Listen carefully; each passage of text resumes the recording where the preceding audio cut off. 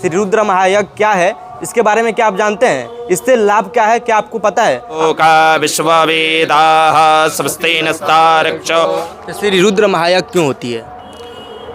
रुद्र महायज्ञ वातावरण की शुद्धि होती है, वायुमंडल की शुद्धि होती है। जब वायुमंडल की शुद्धि होती है तो उससे वृष्टि होती है, वर्षा होता है और उससे धन धान्य की उत्पत्ति होती है। श्री रुद्र यज्ञ में जो परिक्रमा किया जाता है, परिक्रमा क्यों किया जाता है और कितना बार करना चाहिए और इससे लाभ क्या होता है? प्रदक्षिणा में दिया गया है कि यानि कानि च पापानि जन्मांतर कृतानि च तानि सर्वाणि दृश्यन्तो प्रदक्षिणाम पदे पदे। यानी जाने में अनजाने में जो भी हमसे पाप हुआ रहता है तो प्रदक्षिणा करने मात्र से वो नष्ट हो जाता है। मेनू पर आप देख रहे हैं पॉइंट न्यूज। जब भी हम उत्तर प्रदेश के देवरिया जिले के भिंगारी बाजार में मौजूद हैं और दोस्तों आपको बता दें कि भिंगारी बाजार चक्रनाथ मंदिर पे 12 जून से लेकर 20 जून तक श्री रुद्र महायज्ञ हो रहा है। बता दें कि 12 जून से शुरुआत है। आप लोग श्री रुद्र यज्ञ के बारे में आप लोग जान रहे हैं कि श्री रुद्र महायज्ञ जो चक्रिया बाबा मंदिर पे हो रहा है, लेकिन क्या आप श्री रुद्र महायज्ञ के बारे में जानते हैं? श्री रुद्र महायज्ञ क्या है, इसके बारे में क्या आप जानते हैं? इससे लाभ क्या है, क्या आपको पता है? आपको 100% बता रहे हैं कि आपको पता नहीं होगा। भी इसी श्री रुद्र महायज्ञ के आचार्य लोग हमारे साथ हैं, इनसे बात करने का प्रयास करेंगे कि श्री रुद्र महायज्ञ क्या है और क्यों होता है और इससे लाभ क्या है। आप लोग को इन लोग के माध्यम से बताने का प्रयास भी करेंगे। सबसे पहले आप सभी को बहुत बहुत स्वागत है हमारे चैनल में। धन्यवाद आपको, और आपके माध्यम से जो लोग भी देख रहे हैं उनको भी धन्यवाद। आचार्य जी, श्री रुद्र महायज्ञ क्या है ये? रुद्र महायज्ञ जो है समस्त पापों को नष्ट करने वाला और सभी मनोकामनाओं को पूर्ण करने वाला रुद्र महायज्ञ है। इस यज्ञ से सभी मनोकामनाएं पूर्ण होती हैं। तो श्री रुद्र महायज्ञ क्यों होती है?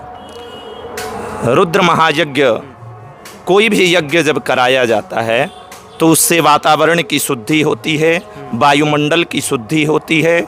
जब वायुमंडल की शुद्धि होती है तो उससे वृष्टि होती है, वर्षा होता है और उससे धन धान्य की उत्पत्ति होती है, उन्नति होती है। देखा जाए श्री रुद्र महायज्ञ होता है तो तमाम वहाँ पे श्रद्धालु दूर दूर से लोग आते हैं, लेकिन उन श्रद्धालुओं के मालूम नहीं होता कि श्री रुद्र यज्ञ में तमाम वहाँ पे मंत्र पढ़ा जाता है। तो श्री रुद्र यज्ञ में कौन सा मंत्र का उच्चारण किया जाता है?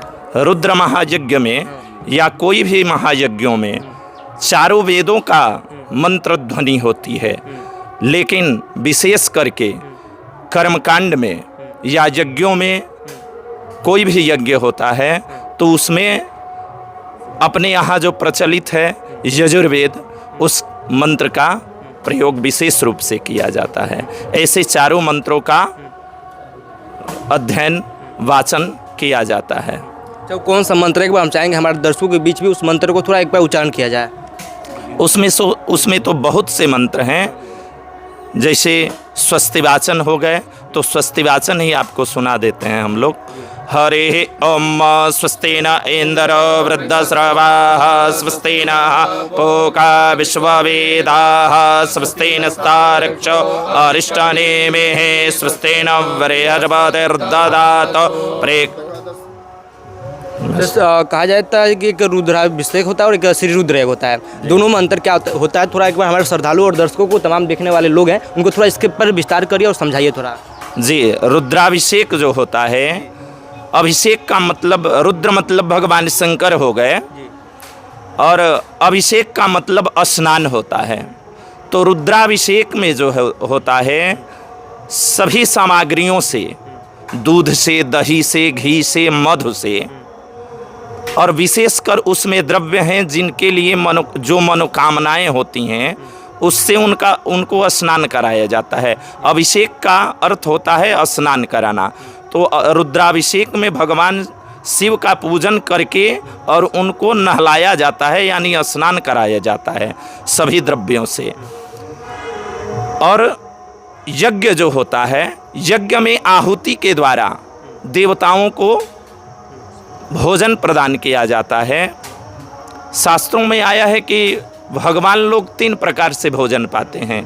एक अग्नि के द्वारा, जो हम लोग यज्ञों में आहुति प्रदान करते हैं, उसके द्वारा देवताओं को भोजन प्रदान होता है। और दूसरा गौ के द्वारा, गौमुख से देवताओं को भोजन प्रदान किया जाता है। और तीसरा ब्राह्मणों के द्वारा, ब्राह्मण के मुख से। इसीलिए ब्राह्मण भोजन का भी विशेष रूप से महत्व है और गौ को भोजन कराने का, गौग्रास खिलाने का भी विशेष रूप से महत्व है। तो जो आहुतियाँ प्रदान की जाती हैं, तो यज्ञों में आहुतियों के द्वारा देवताओं को प्रसन्न किया जाता है। यज्ञों में आहुति देने का विशेष महत्व है। श्री रुद्र यज्ञ, श्री रुद्र महायज्ञ होता है, उसमें कौन से देवी देवताओं का पूजा होता है? ऐसे सभी यज्ञों में सभी देवता जो हैं, देवी देवताओं का आवाहन स्थापन किया जाता है। जैसे यज्ञ में प्रथम दिवस कलश यात्रा के साथ यज्ञ प्रारंभ होता है। दूसरे दिन पंचांग पूजन के साथ गौरी, गणेश, वरुण,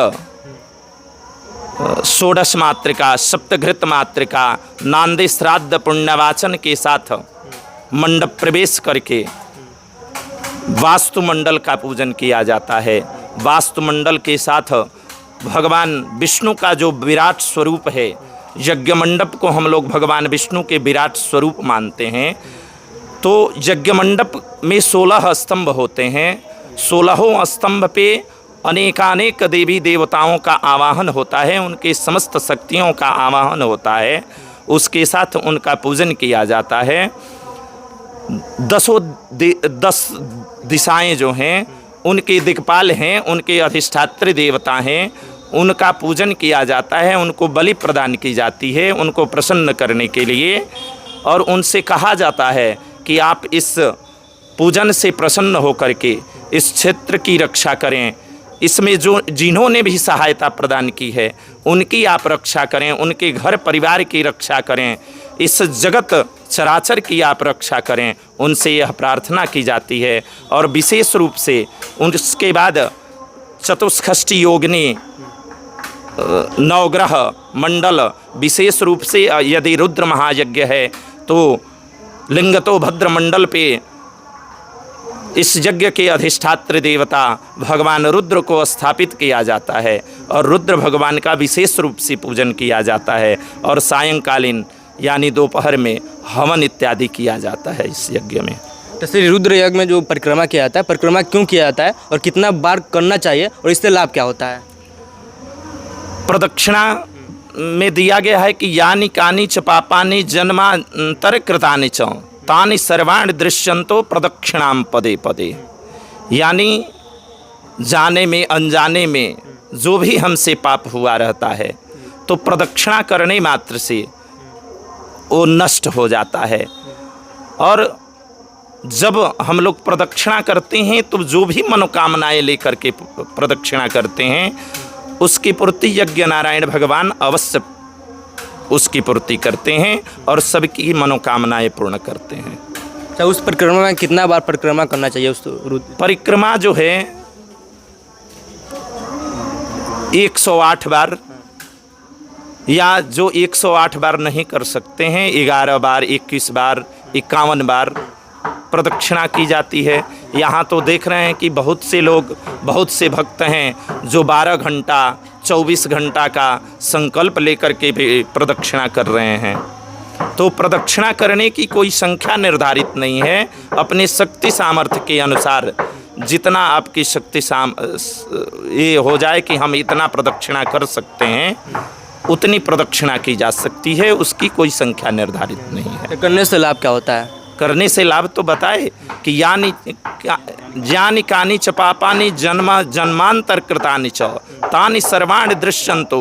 इसका अर्थ क्या हुआ? मतलब जाने में अनजाने में जो भी हमसे पाप हुआ है तो प्रदक्षिणा, यज्ञ नारायण भगवान की प्रदक्षिणा करने मात्र से वह पाप कट जाता है। ये भी बताया गया है कि शास्त्रों में कि अन्य क्षेत्रे कृतम पापम पुण्य क्षेत्रे विनश्यति, अपुण्य क्षेत्रे कृतम पापम वज्रलेपो भविष्यति। यानी यह पुण्य क्षेत्र है। अभी आप लोगों ने देखा होगा कि इलाहाबाद में महाकुंभ लगा था ना, तो समझिए कि यह एक कुंभ ही लगा है भिंगारी में। महाकुंभ की तरह यह यज्ञ है। तो यहाँ आने मात्र से, यज्ञ नारायण भगवान के दर्शन मात्र से सभी पाप नष्ट हो जाते हैं। लेकिन यहाँ आकर के कोई पाप किया जाए तो वज्र के समान हो जाता है, वह पाप कभी नष्ट नहीं होगा। इसीलिए अन्य क्षेत्र में किया हुआ पाप पुण्य क्षेत्र में आकर के उसका विनाश हो सकता है, लेकिन पुण्य क्षेत्र में यदि कोई पाप हो जाए तो वह वज्र के समान हो जाता है, उसका विनाश नहीं होता है। देखिए दोस्तों, आपको बता दें कि अभी हमारे यहाँ श्री रुद्र महायज्ञ के जो आचार्य जी लोग थे, इन लोग से बातचीत किया और श्री रुद्र महायज्ञ क्या है इस पर तमाम चर्चा किए और आप लोग के बीच बताने का प्रयास किए। अभी इसके बारे में आप लोग का क्या राय है नीचे कमेंट बॉक्स में आप लोग जरूर बताइए। फिर से मिलते हैं नए वीडियो के साथ, तब तक के लिए जय हिंद जय भारत।